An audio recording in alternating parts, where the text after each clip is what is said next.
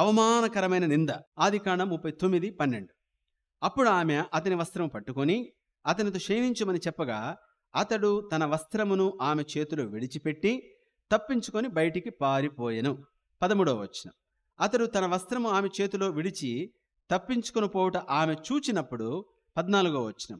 తన ఇంటి మనుషులను పిలిచి చూడుడి, అతడు మనలను ఎగతాళి చేయుటకు ఒక హెబ్రీయుని మన ఎద్దుకు తెచ్చి ఉన్నాడు.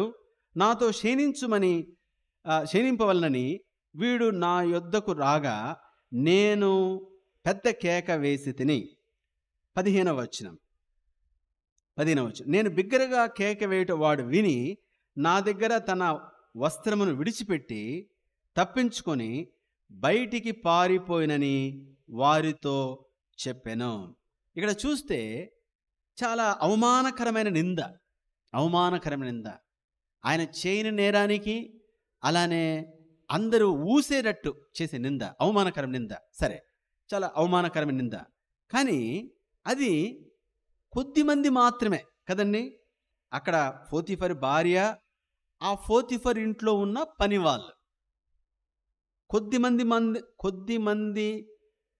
మధ్యలోనే యోసేపు అవమానకరమైన నిందను పొందాడు. కాబట్టి ఒంటరిగా ఉన్నప్పుడు ఆమె శోధించింది. తర్వాత పోతీఫర్ కుటుంబానికి మాత్రమే, లేదా అక్కడ ఉన్న పని వాళ్ళని మాత్రమే పిలిచింది. వాళ్ళ మధ్యలోనే అవమానము లేదా అవమానకరమైన నింద ఆయన పొందాడు. సోదరుల సహోదరి, సత్యము విషయం ఏమిటంటే యోసేపు కొద్ది మధ్యలో అవమానపరచబడ్డాడు. కానీ ఘనపరచబడినప్పుడు దేశమంతట్లో ఘనపరచబడ్డాడు.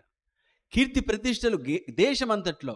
ఇక్కడ చూస్తే తను అవమానపరచబడ్డాడు, తనకున్న గౌరవ ప్రతిష్టలు పోయినాయి. కానీ కొద్ది మందిలో మాత్రమే అవమానకరమైన నింద కొద్ది మందిలో మాత్రమే జరిగింది. కానీ ఘనత రాజుగా లేదా ప్రధానమంత్రిగా దేశమంతటిలో కీర్తి.